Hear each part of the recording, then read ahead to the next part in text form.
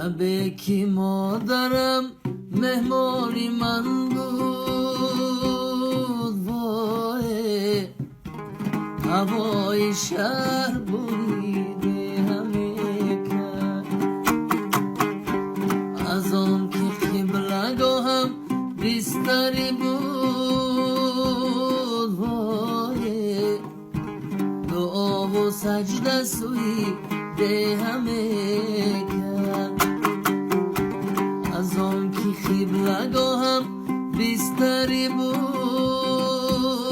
وای دعا و سجده سوی ده همه کرد.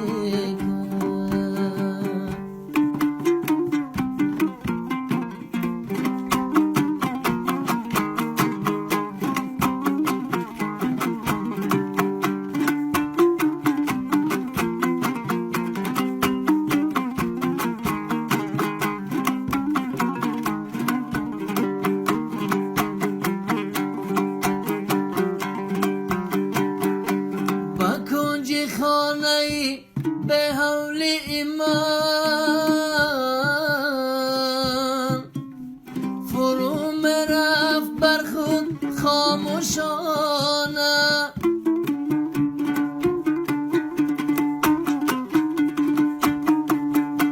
با کنج خانه به حول ایمان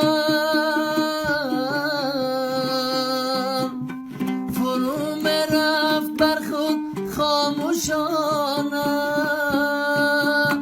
نگاهش بر نگاهی من همه گفت، چی گم کردم در این چار آشانه. نگاهش بر نگاهی من همه گفت، چی گم کردم در این چار آشانه. ایا مادر، ایا مادر تو میدانی. ایا مادر، ایا مادر تو میدانی. معلق می نویسم شعرهایم، معلق می برد خوابم بباری. ایا مادر تو میدانی، وای معلق دست و پا کوبم بجایم. ایا مادر تو میدانی، وای معلق دست و پا کوبم بجایم. شبه که مادرم مهمانی من بود، وای هوای شهر بریده همه کرد.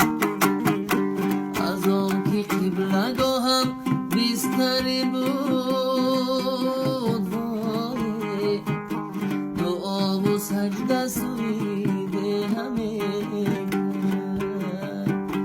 دعا و سجده سوی